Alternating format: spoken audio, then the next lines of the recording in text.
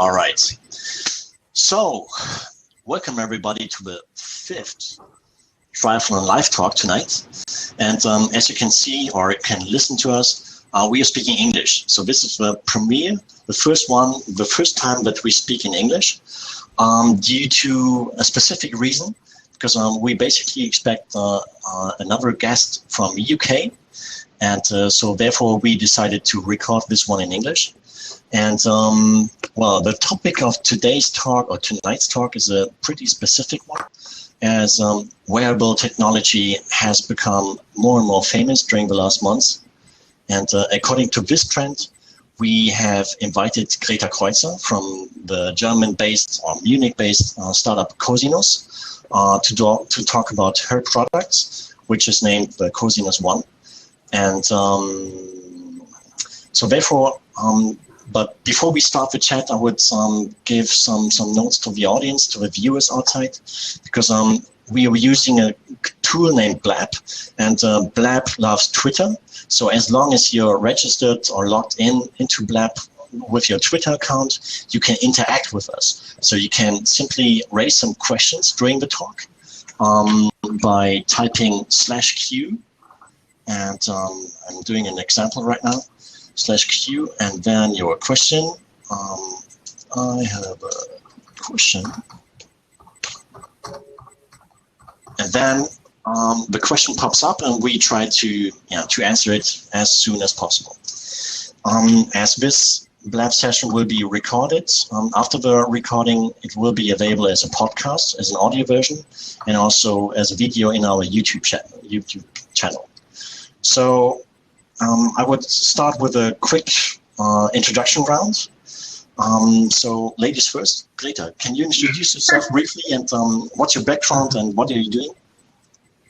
Yes, so I'm Greta. My background, I studied economics and electrical engineering, majoring in innovations management, operations management, and well, kind of engineering. Okay. And yeah, I founded Cosinuss together with Johannes, who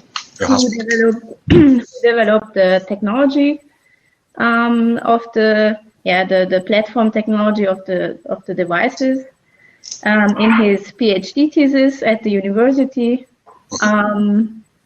following the topic of developing a device that enables people to measure several vital signs, but without disturbing the people by doing so. So it was developed basically for elderly people who want to live at home and who don't want to get into care clinics or whatever they're called, and want to live their own life.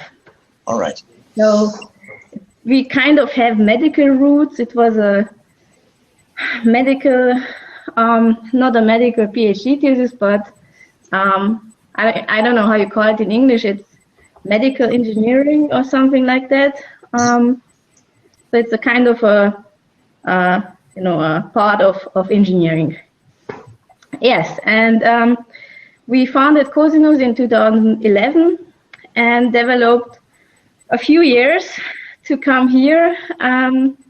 We did a lot with our own money, so that's the reason why it took us so long to develop the technology. And now, since end of August, we are on the market with our first device. That's the Cosinuss One, as you already said. Okay. And yes. All right. Before we continue, I would like Benny to introduce himself briefly. Okay. I was born in Finland.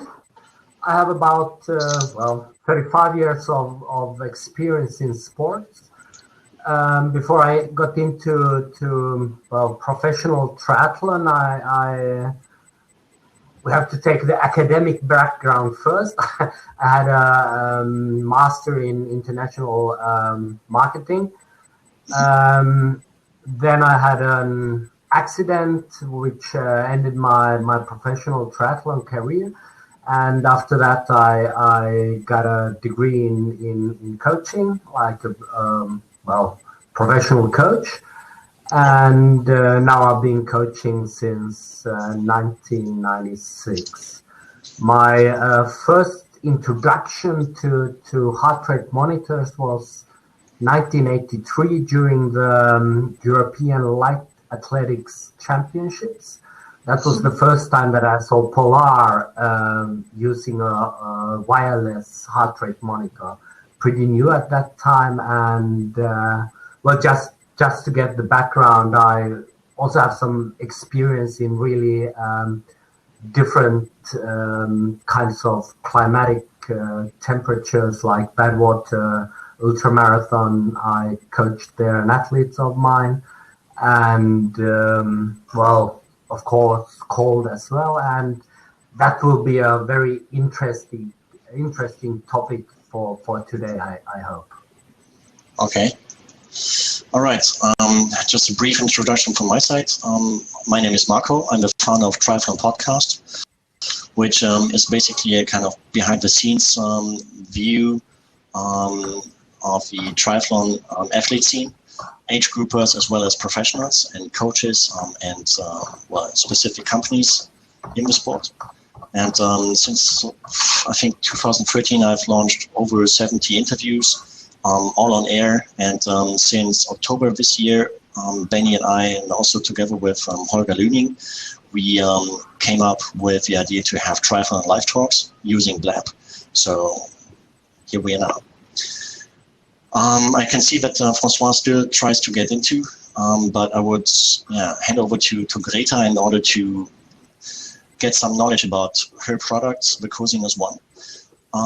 You said that you founded the company in 2011, and for the listeners of Triathlon Podcast, Greta and we met already during the summer of 2015, a couple of days, weeks before the launch of the product. And so for the German viewers and listeners, you have the ability to get more deep information before the launch of a product from this podcast. And but my first question would be, tell us something briefly about the product, and when did you launch, and what has changed after the launch? I mean, in your business life since then. Okay, so the Cosinuss One is a device, a sensor device.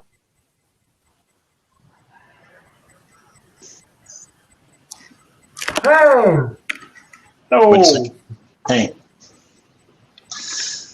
So Francois is now on air. Let's see if that you wear in your ear, and that is measuring your energy, or ANT plus to, Garmin watches, smartphones, etc. And then you can use this data with your app, with any app, or with the Cosinuss app, as a substitute for a chest strap, or even more, because you get more data from us than just from a normal chest strap. And we launched, I think, on the last day of August at Zell am See at the World Championship, Ironman 70.3 World Championship. Okay. And what has changed since then? Business side? What do you mean with that? I mean, follow-up question on this one. Why did you launch the products on the World Championships? Because what I noticed is also that you've been also a sponsor of the 70.3 World Championship. Yes, we were official medical partner of the championship, and well, that was the reason. That was a good event to launch, because it was an event, a big event that you could use for a launch. Okay. There's no great thoughts behind that. It's, it was a good, how do you call it? It was a good chance, or okay. How do you say? Marketing move, exactly. So, I mean, before that, did you have some pre-orders, or was it? It was really available in hard facts, but also on the internet shop, right? Yes. And before the launch of the Cosinuss One, we already sold devices, but not the Cosinuss One.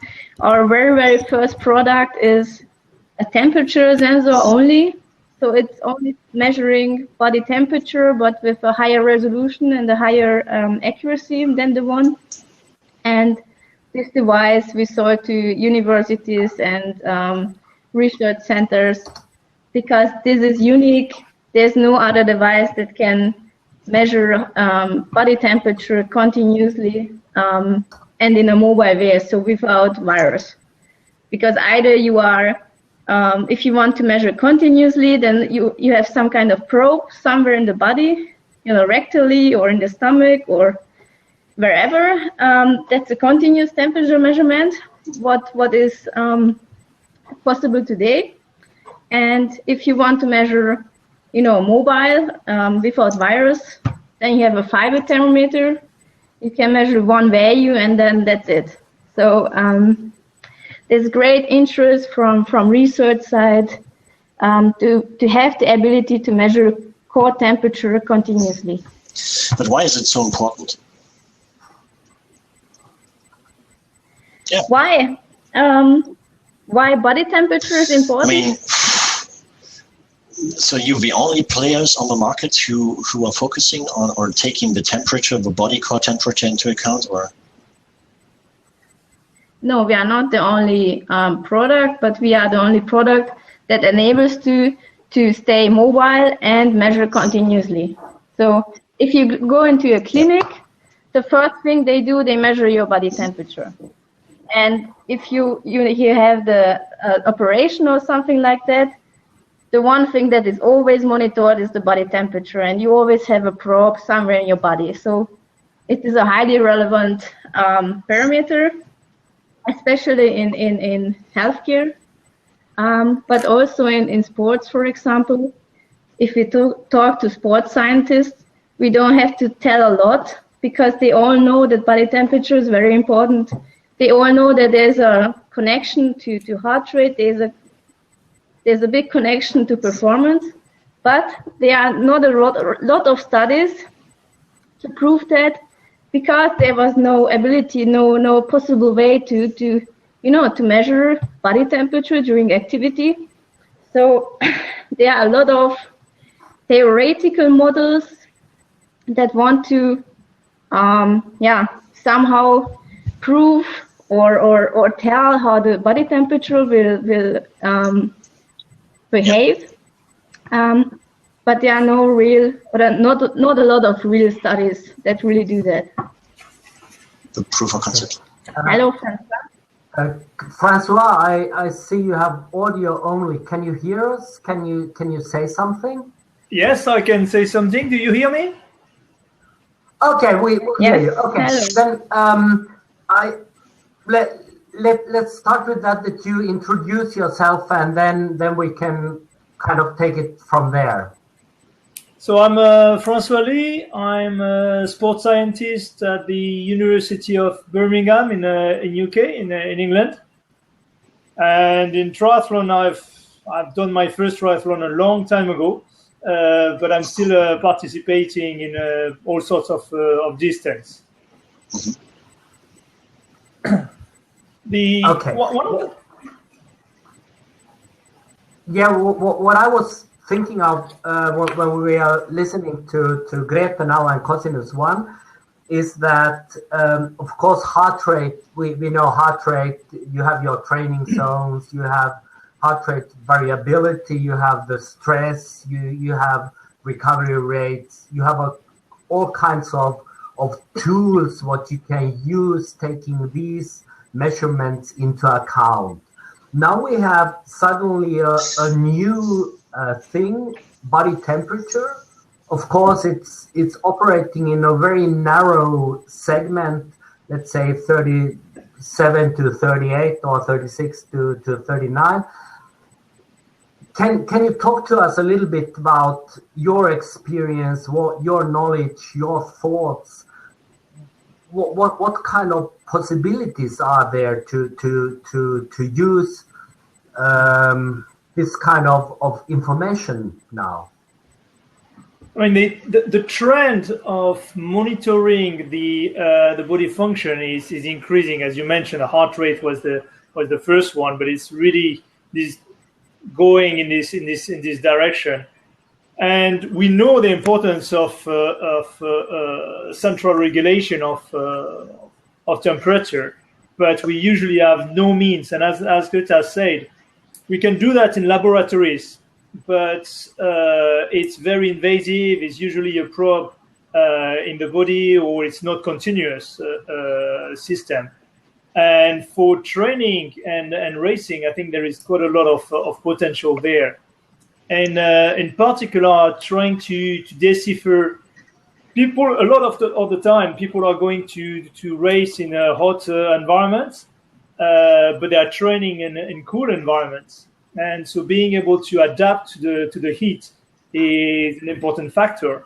But the problem is people don't have an information on what they are doing, what kind of regulation they have. So a classic model is that you've got essentially a switch off at roughly 39.5 degrees of core temperature. And at this point, usually people stop exercising voluntarily. And but with adaptation, we can change a little bit this level. And having an ability to monitor that, I think, can be very useful. Okay. Do you have any kind of? I was just like checking a little bit in internet and stuff, and there was this one article about hyperthermic conditioning, where they said what I like as a Finn, that going into the sauna for short periods of time, cooling down, repeating it, can really not only increase your heat tolerance, but also increase your fitness. Yeah, so at the moment... Sorry.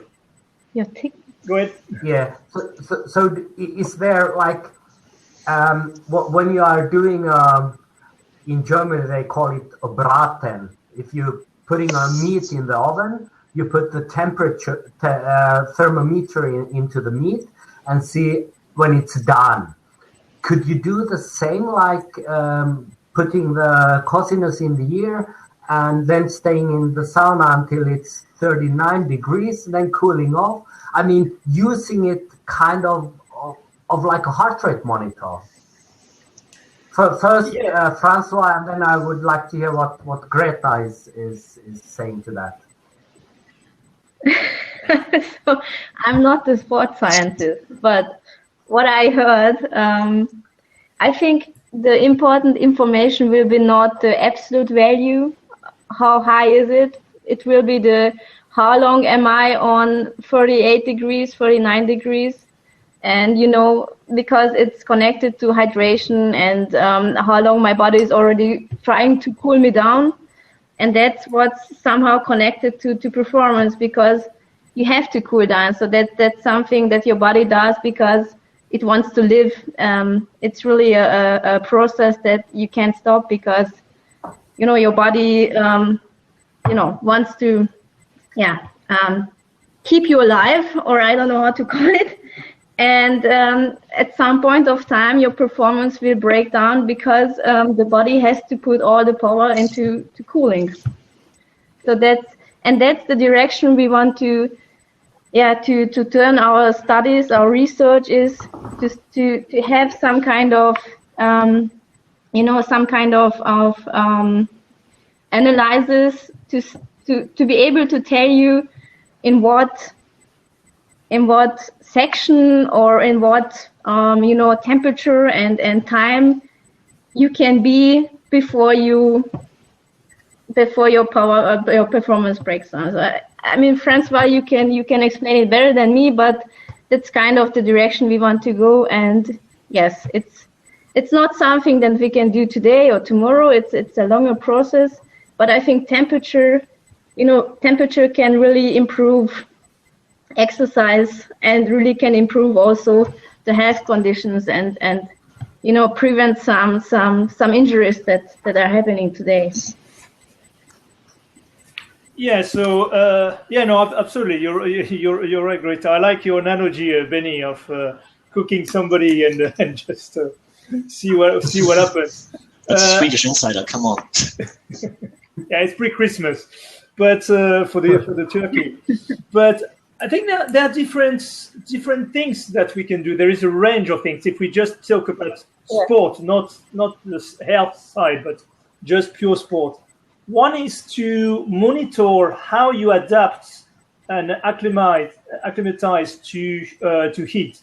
So we are right now middle of December. It's pretty cold. Let's say that you go to do a race in Dubai or Bahrain or this kind of places in February, March. How do you organize your training to be able to perform there? So we know that there is a short-term adaptation which takes roughly between 1 and 4 days to do a part of the adaptation, and after it takes longer for the complete adaptation, definitely more than a week, ideally up to 3 weeks for that.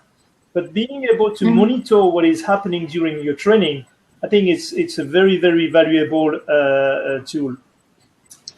Another aspect would be, for instance, in training also, or in racing, if you know that your threshold is, let's say, for the sake of the argument, 39.5, if you plot that and you see that reaching, and for instance, I know that you've got this traffic light system between green, amber, and red, you could start to think, okay, maybe my power output is okay, maybe I'm where I think I should be, but already my heart rate, my temperature is raising, maybe because I've got a tailwind, for instance. So I've got the wind in the back, so I'm cooling down less than I should do if there was no wind, and my temperature is increasing. If I do nothing, I'm just going to reach a point where it's going to be very difficult to drop the temperature again. So by monitoring that, you can say, okay, I'm going to maybe adapt my power on a bike to my temperature, rather than just say, okay, I'm going to ride at X number of watts and ignoring the other parameters. Another one could be looking at, for instance, overtraining. I don't know if you have thought about that, Greta, but we know that the heart rate is affected by overtraining. It's a classic problem of people who are doing ultra distance, like Ironman, and being able to monitor very, very simply. Okay, I'm arrived at a session. Where am I? Am I ready or not? I think for women there is a particular interest, because the thermoregulation is slightly different than for men. So, for instance, women tend to have more difficulty to acclimatize to the heat, largely because they sweat less. So they tend to have a lower range of temperature, but also throughout and I'm speculating there because I don't. That's really not my specialty, but I would imagine that throughout the menstrual cycle also the body temperature could change, and you could monitor that to help you to adapt. So I think there is really a lot of potential there to use it.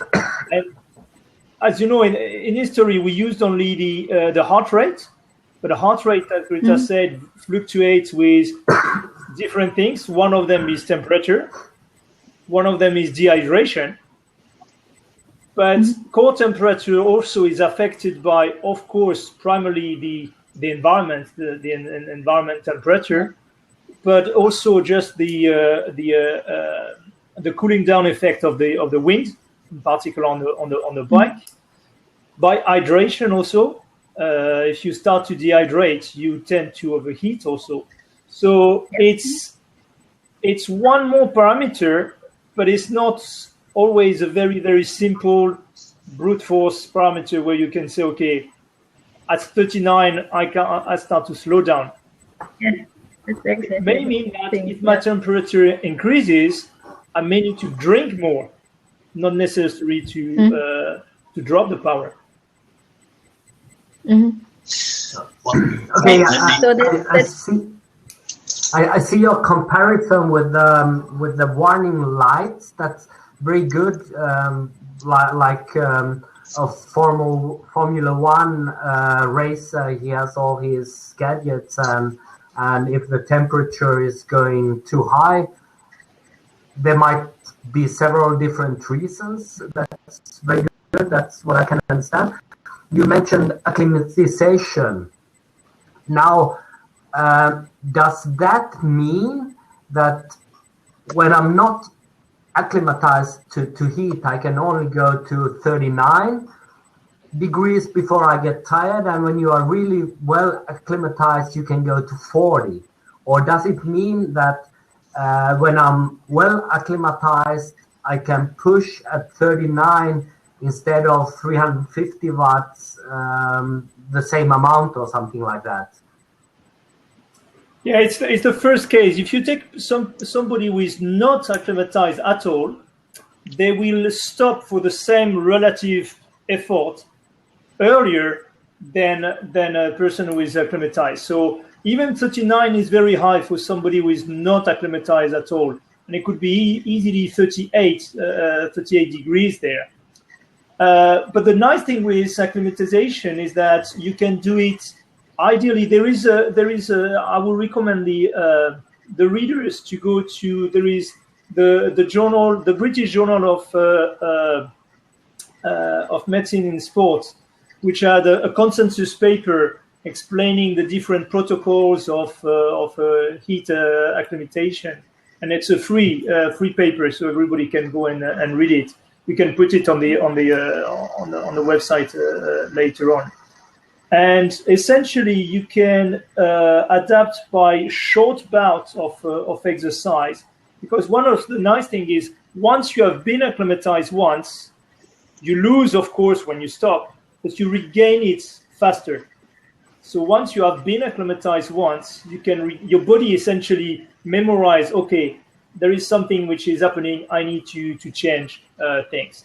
And one of the things which happens with acclimatization, the two biggest one is the sweat rate.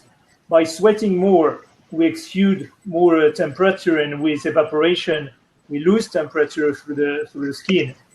And also increasing the plasma volume. So we increase the amount of essentially water or plasma in our fluid in our blood, which allows also for a little bit more damping of the dehydration. You mentioned early on the sauna, for instance, and there are some evidence that it's a good use also to elevate the resistance. And in fact, this week there is a paper published in the Scandinavian Journal of Medicine and Science where they have used a hot bath. So you exercise and you do go in a hot bath of 40 degrees. And after six days, they show that there is an increase in adaptation. So there is a range of things that's what one can do to adapt there.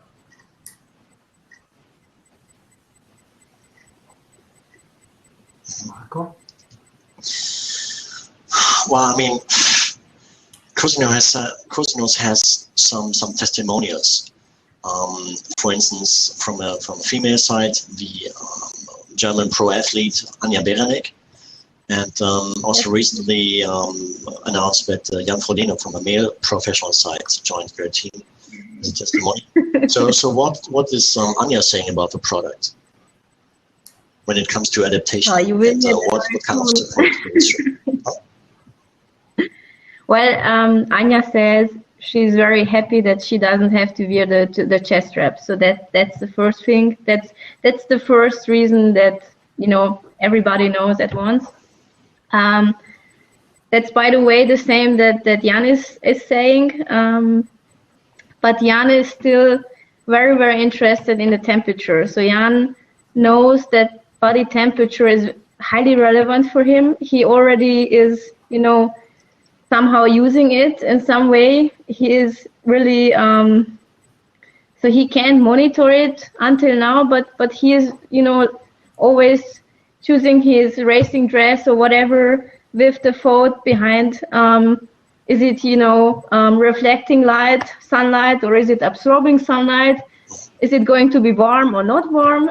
So he's always, temperature was always a topic for him. And he's very excited to get to know more about that due to monitoring. So Jan will use the device really for, he will give us feedback according to accuracy and so on. And he will also use it in his training and, give us his feedback. Where is it helping him? What is it helping him? Whatever. So that's very, very important for us, because that's really what we need. I mean, when it comes to acclimatization, he seems to be pretty good adapted, because he won Ironman Frankfurt, which was a pretty hot race, and also the Ironman World Championships in Hawaii, which was also a pretty good race for him. Also pretty hot race. And Beijing was hot also. Beijing was also hot, exactly. Yeah, but I think at that time he wasn't thinking about core temperature. And Hawaii also was also very hot. But he got in touch with you, or you were contacting him in order to support him in some way? What was the second option? So he did not really come to us. We went to him. So it was the other way around. But we didn't have to convince him a lot, because he wants to have this data about his body temperature, and he sees a potential in it. So there was not a lot of time that we had to work on him or whatever. He really is open for innovation, and he really thinks that it can help him. So it was not hard to convince him. Okay. Follow-up question. You have 2 testimonials at the moment. Are you looking for further, like international ones, like pro triathletes from the States, for instance? Right now, we are not actively looking for testimonials in triathlon, but we want to have somebody in winter sports. So like, I don't know how you call it in English, the Langlauf. Okay. Or triathlon. Cross-country because we think that it can be of advantage in there too. So that's what we are actively looking at right now. That was going to be my second question. Okay. We have until now been talking about heat. Yes. Cold is also a factor that it disturbs if you get too cold, and you can also die. In triathlon, we have the cold waters. We might have shady, rainy days on the bike. It's a big factor. Can you talk to us a little bit about the cold aspect of things? What could be the use of Cosinuss in this part? I would pass this question on to Francois because he's the sports scientist. We have the means to measure things, but that's exactly what we are looking for. Are really the insights.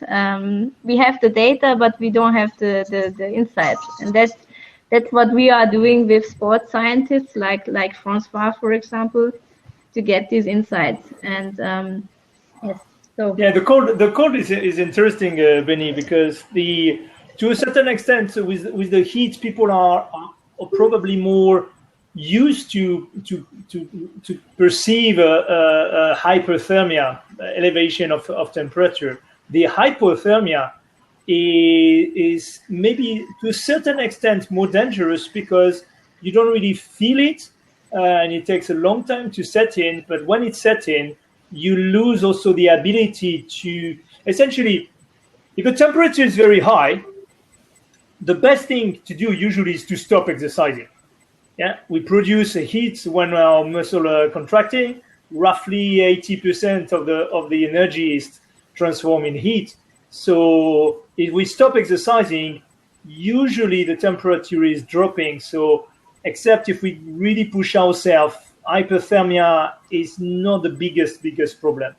When hypothermia, and it can be in sport, it could be in mountaineering and other activity like that, you lose essentially the ability to contract more and more. And it's a vicious circle, because you exercise less, then you get colder, and so on and so forth. Mm-hmm. So having a warning sign to objectively and not rely on the cognitive, because, for instance, with hypothermia, the first thing that people usually want to do is to sleep, which is the worst thing that you want to do, because then you stop exercising, and having something objective which doesn't rely on your cognition but just telling you, look, you are cold, is a good indicator in safety in this case. But to come back to your question, Benny, was make me thinking about, does it work when it's wet? The Cosinuss. Can I wear it swimming? Greta, if I'm swimming, can I use it? Oh, sorry, the question was sorry. Not right now. So not the version right now, but we are working on it. So it's right now. It's only you can use it in the rain, but you can't swim with it right now. That's one of the next steps. And as a scientist, my first question when I see any device, and whatever the device, is both the validity and the reliability. So for the listener, the validity is essentially, if I measure 20 centimeters with a ruler, is my ruler really measuring what I'm saying? And the reliability is a slightly different issue. Is if I measure the same thing again and again and again, have I got the same measurement, or does it vary with so that's a question for you. That's a technical question. That's a technical question, and it's a hard question, and it's not easy to answer, because the comparison measurements are not easy to do. Looking at body temperature, we are validating it right now. For example, during heart surgeries. So you have your normal probes inside your body and our device in the ear. And we are looking at the curves, and you see that there's a difference for an offset between all devices. But this offset is, it's constant and it's normal, because you measure a different temperature rectally than you measure in the ear. And that's known, and it's normal. So the validation is done here in clinics, so in resting environments and good environments for comparisons. Looking at heart rate, it gets even more difficult to compare. We are right now doing measurements against chest straps, against the Polar chest strap, which is also very, very difficult, because you need to have this raw data that also the chest straps are measuring, because what you see on the display, what your watch is showing you, are not the values that the chest strap is measuring. Yeah. So they are, using values for 8 seconds, and then giving you the how do you call it, the medium, or the average, the range. The average, yes. And that's the one thing. The second thing is the Polar chest strap is not always measuring with the accuracy that they are claiming. So there are also a lot of,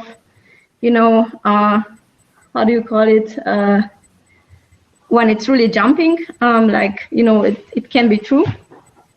And And the second thing is our device, just as the chest strap, is only working if it's, applicated in the right way.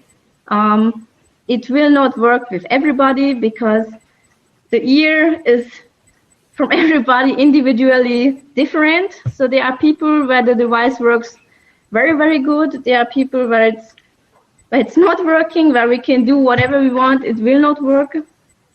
So when people ask us how good the device is measuring, it's really hard to answer because, you can't really say, okay, we are measuring better than the chest strap, or we are measuring as good as the chest strap, or whatever. Yeah, one study which would be...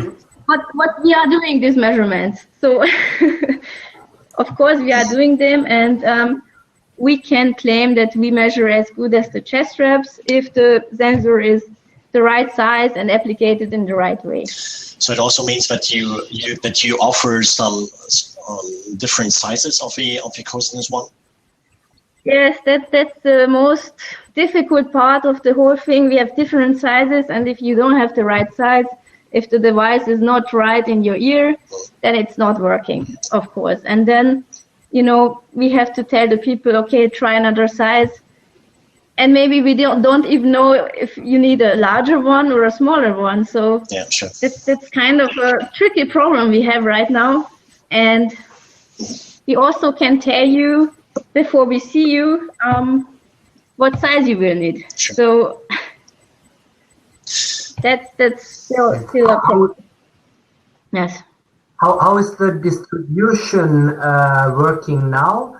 And what I think our listeners want to know, is there a possibility to test the Cosinuss one? The distribution right now is working through our online shop, so you can order it in the Cosinuss shop.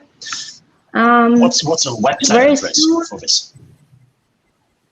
That's shop.cosinuss.com, okay, where you can access it. From next year on, I think we will also put it on Amazon, and we are looking for other partners like, Garmin or Strava or whatever, who would, put it also on their hardware shop, in their hardware shop. Okay. And second question was, what was the second? Is there a possibility to test the device? Yes. Right now, next year, because we are cooperating with Triathlete. I don't know if everybody knows Triathlete. They are organizing training camps. Okay. And in these training camps, there will be Cosinuss test centers where you can try it, you can use it, and you also get a discount on it if you buy it at these training camps. Do you ship abroad? In England, France? Yes, we do, yes. Okay. So officially the website is promoting Europe. We already did ship to US already, but it's not in the focus right now. So where are your customers coming from mainly at the moment?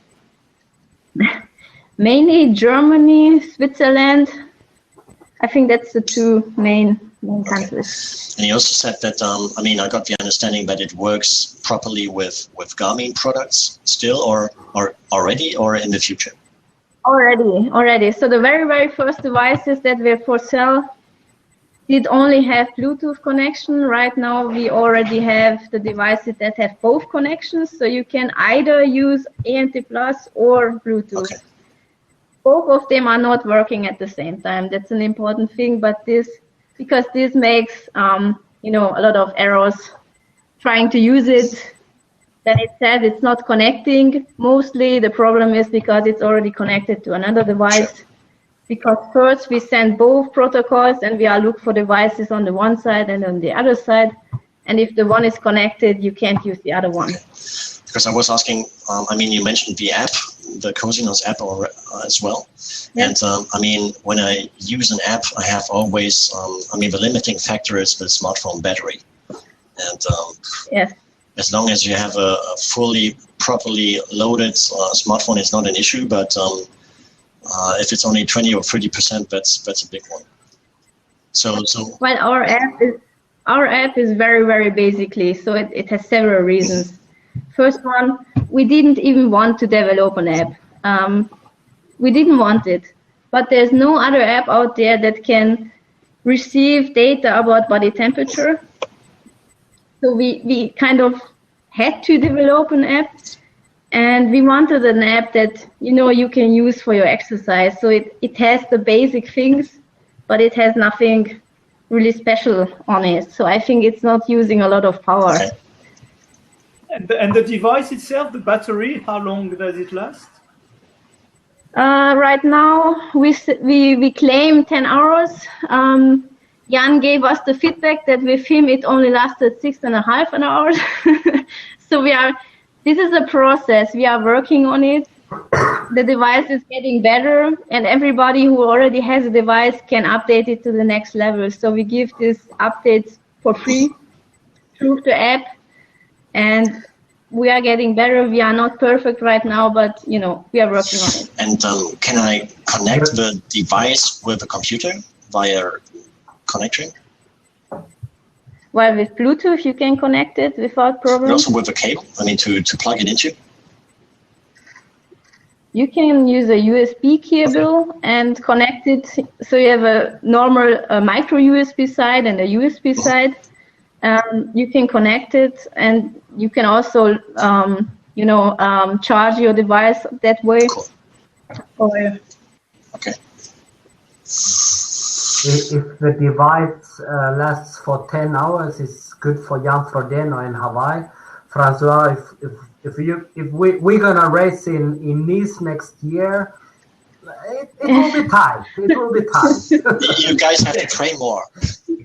Yeah. We have to work as well. Or get younger. We see that. Yeah. You need to focus.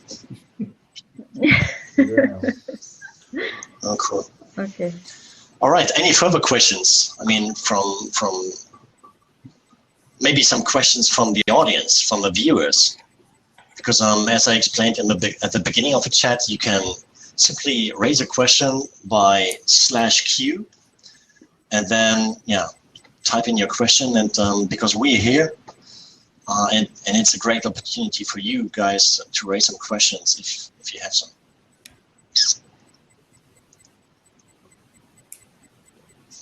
No question. Come on, don't be shy. It's a one-time opportunity. So I will have a question. Come on. In the meantime, are they right or left or interchangeable?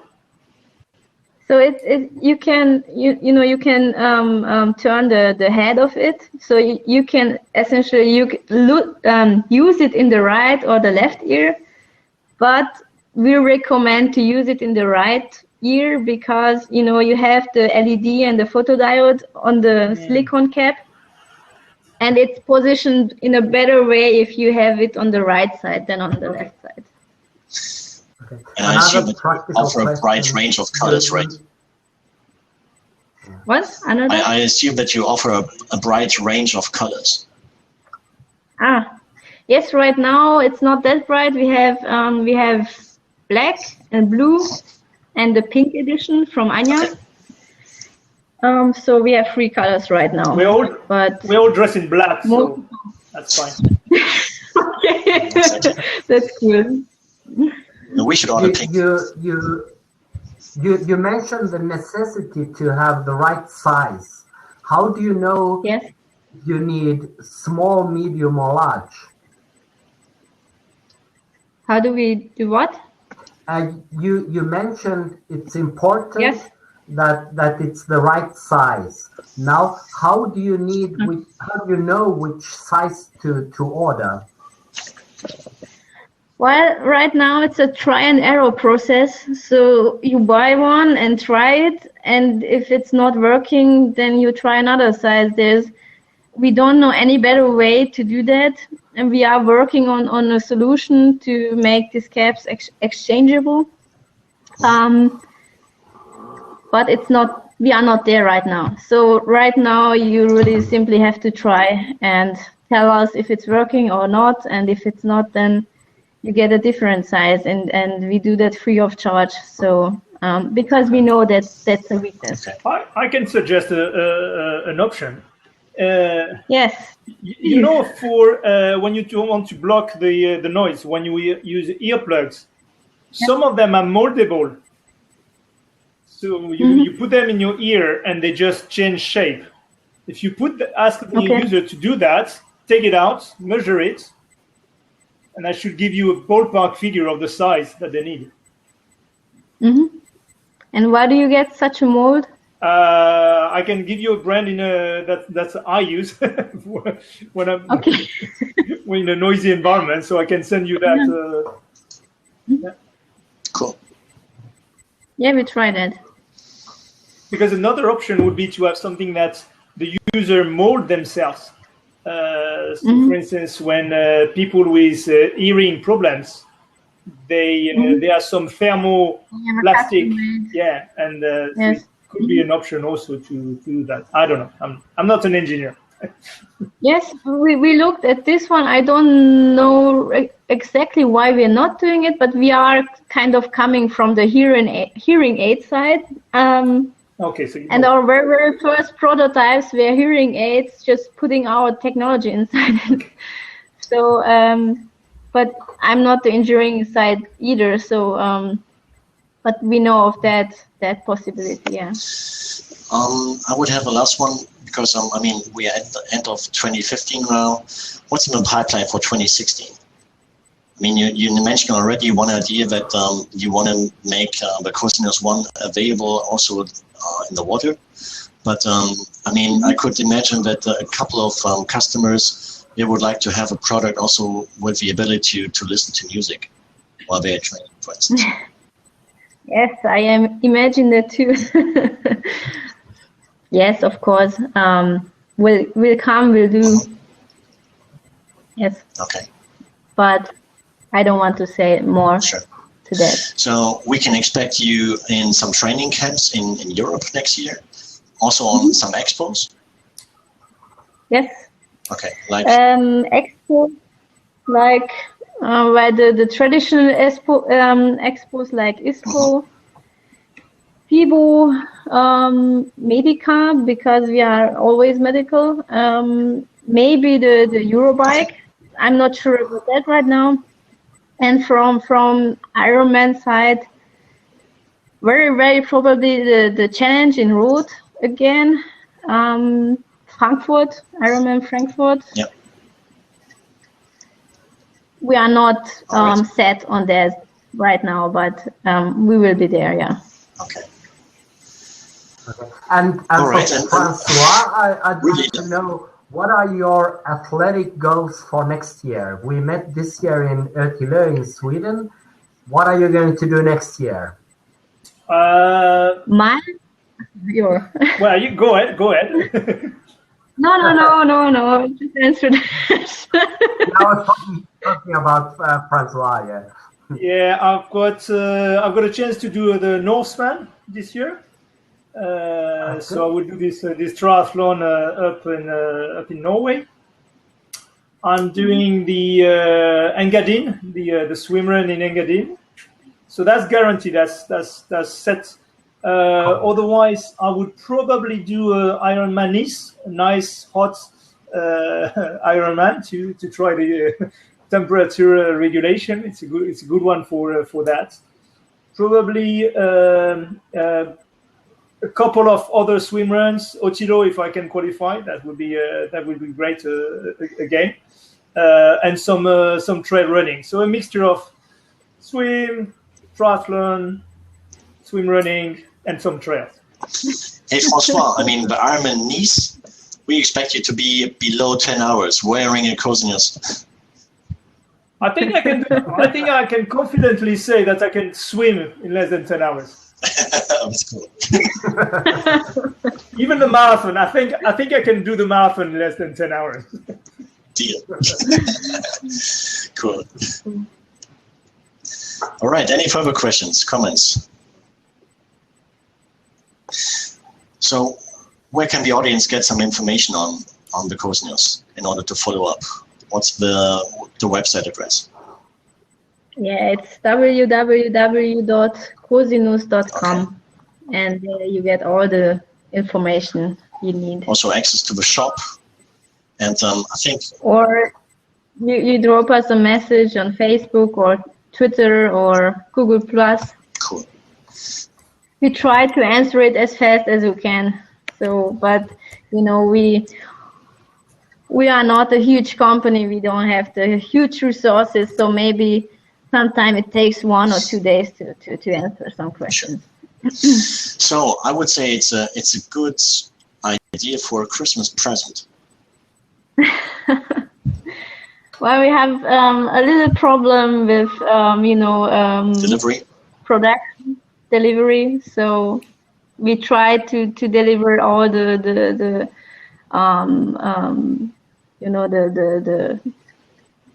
devices that are in the pipeline, or that people wanted to have. We do everything to be able to do that, but it's not in our hands. Sure. So it's kind of a bad position we have right now. But at least we could place some pre-orders, right? Yes, you can place pre-orders, and we really try to deliver the devices to satisfy these pre-orders. Right. Cool. So. Well, thank you. Hey. Yeah, also thank you very much to the experts which we had on board tonight. I mean, to you, Greta. You're welcome.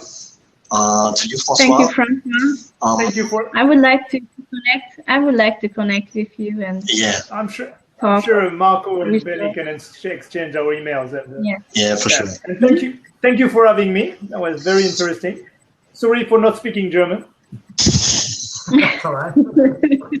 I tried my best to speak in English. You did a great job. But it's late. It's late.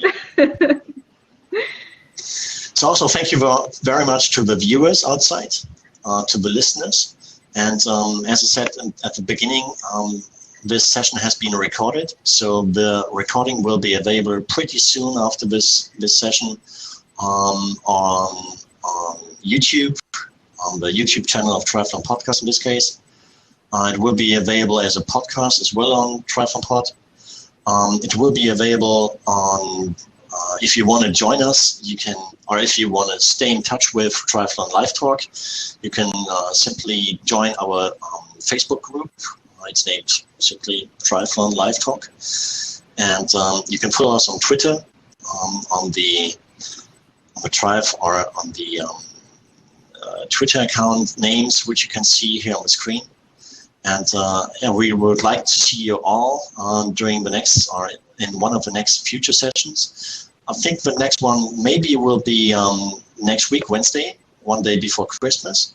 And we have one session for sure on the December 30th, also with an international guest. But if you follow us on Twitter as well, join us in the Facebook group. You will receive further detailed information on our special guest. I can only give you a hint. His first name starts with an F. And it's going to be pretty interesting. So thank you very much for joining. And if we don't talk to each other again, I wish you a Merry Christmas and a Happy New Year, and all the best for 2016. Especially to you, Cosinuss, Greta. All the best for your business next year, that it develops, that you receive so many demands, so many pre-orders, that you have to hire so many people, and that your business becomes really big. All right? Thank you, Marco. Okay, cool. Thanks. So bye-bye, everybody, and talk to you soon. Stay tuned. Cheers. Bye. Bye-bye. Thanks. Ciao. Bye.